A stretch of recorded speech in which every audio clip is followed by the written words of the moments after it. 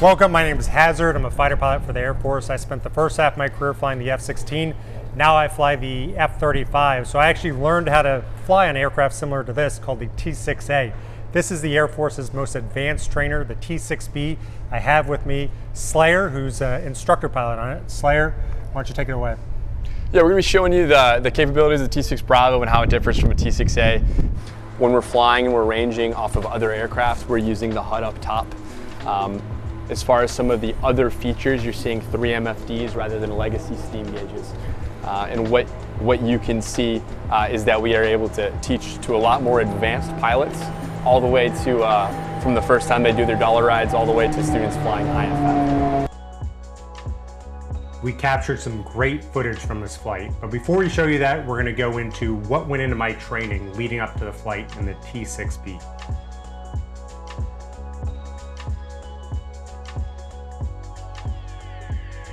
We're going to be walking him through one of our offensive BFM exercises, so we're going to demo it to Hasard, we're going to let him try it, and then we're going to debrief, and we're going to try it again after we've seen the versatility of the sim. So virtual reality training represents a huge improvement on what students used to go through, which is they close their eyes and they imagine what's going on. The problem is students usually don't have enough reps under their belt to imagine it correctly. So with this VR training, an instructor can be standing right next to you, monitoring the parameters, but also where you're looking. We call that our cross-check.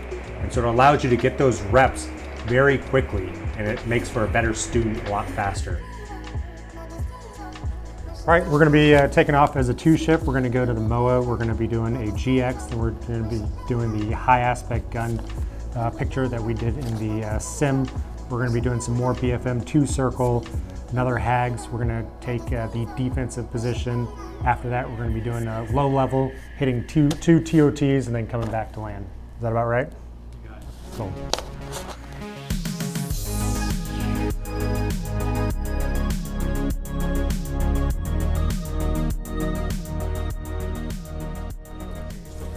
You know, this suit right here is the same as what I flew in the Viper, so pretty comfortable with this suit. The F-35 has its own special Gsuit, so this is a lot easier to put on. From flying the Viper, it only moves, I think, about a ½ inch. Same thing with the F-35, so this thing's all over the place, which is going to take a little while to get used to. The simulator technology is great, so especially having different ones for different needs, so everything from the toilet plunger that General Wills was talking about, and then you have the next level up, which is like an iPad or a laptop, to what we saw in the facilities here, to a full motion simulator. So I think everything has its purpose, and the more of those devices you have, the better training you can get.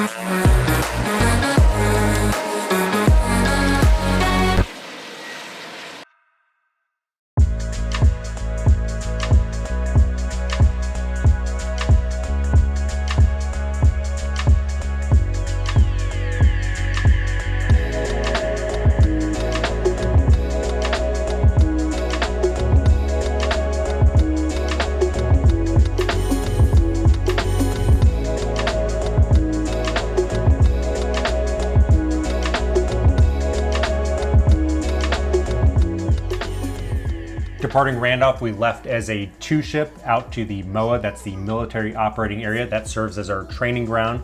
Our goal was to do that BFM, basic fighter maneuvers, also known as dogfighting, that Slayer briefed us earlier. We have Slayer out in front, and we're number 2.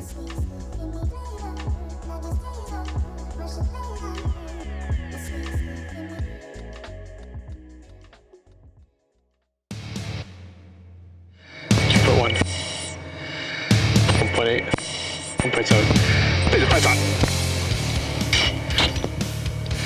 Gun on, up. Hold the freeze line of sight. Sure going. Continue. Okay, we're waiting to angle, break those angles down. Keep in my corner. Alley. Hold it. Wait for those angles to break down. There they go. Start breaking down. Patience is key on the rate. There it is. This is the heads-up display footage. So this is what the pilot sees when they're looking through the canopy. On the left-hand side, you can see our airspeed. On the right-hand side, you can see our altitude. And in the bottom middle, you can see our pipper. Our goal is to put that pipper on the adversary for half a second and kill him. Phase terminate. Phase 1 terminate. Phase terminate. Phase go attack right, reference 280. 2. But there went through a little prop flash and closed in, so that's where it's lagged off. Phase out, check 1 is 840, 5.6 Gs. 2 is 826.0 Gs. That seems to translate well. It just, like you said, everything's half. Yep, everything's half. Looking for plane of motion and recognizing its collapsing range. 2.8. 2.5.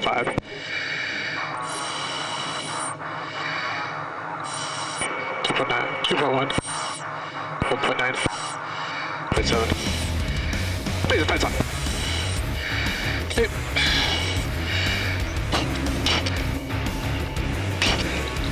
There he goes. Gotta go idle.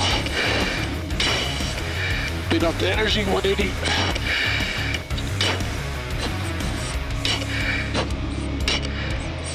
Traffic. Okay, 9,000.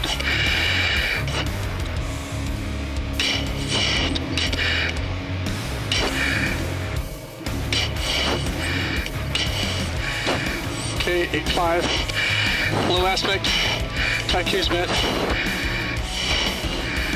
Okay, ease off, take a snap. There's your one.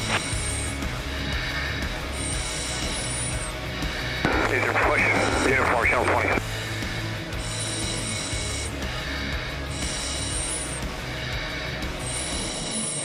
Laser one, check.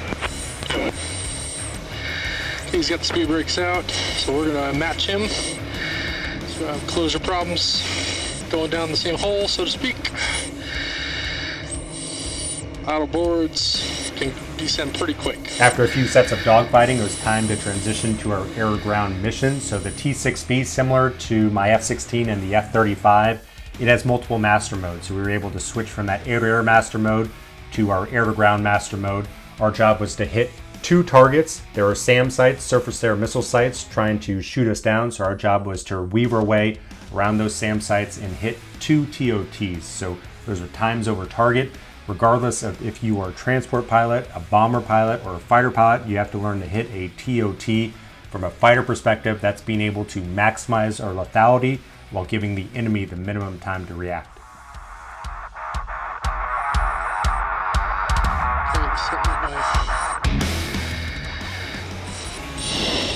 So this is what we're seeing in the cockpit. So on the left-hand side, you have our air-to-air display. So you can see that in the lower right-hand corner, there is a yellow triangle. That's an aircraft. But more importantly, to the right of that display is our tactical situational display. So there's a SAM site denoted by an S directly ahead of us. It is illuminating us, and now we have to threat react. So this was not at all in the T6A. T6A, it was good at working the hands, learning how to fly from point A to point B, learning how to do some formation, learning how to do some instruments. But this right here is laying the groundwork to become a great fighter pilot. Great.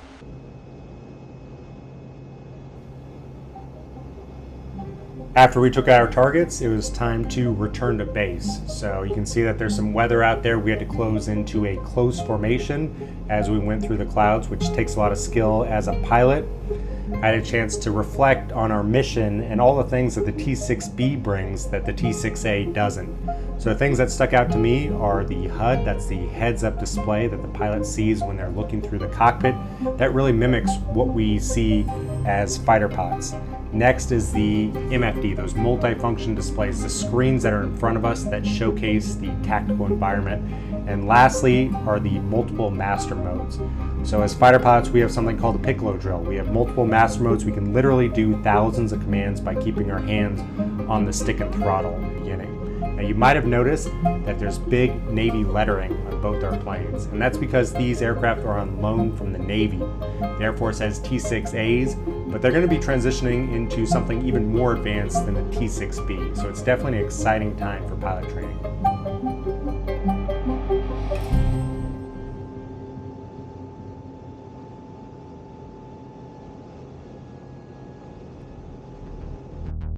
I had a blast flying today in the T6B. It's a huge capability increase. So we went up, we did some BFM, basic fighter maneuvers, which translates well to the F-16, the F-35. We then did a low level and did some air-to-ground surface tactics. So I just want to thank Major General Wills along with Det 24 for making this happen. I think we're going to produce a lot better students through this program.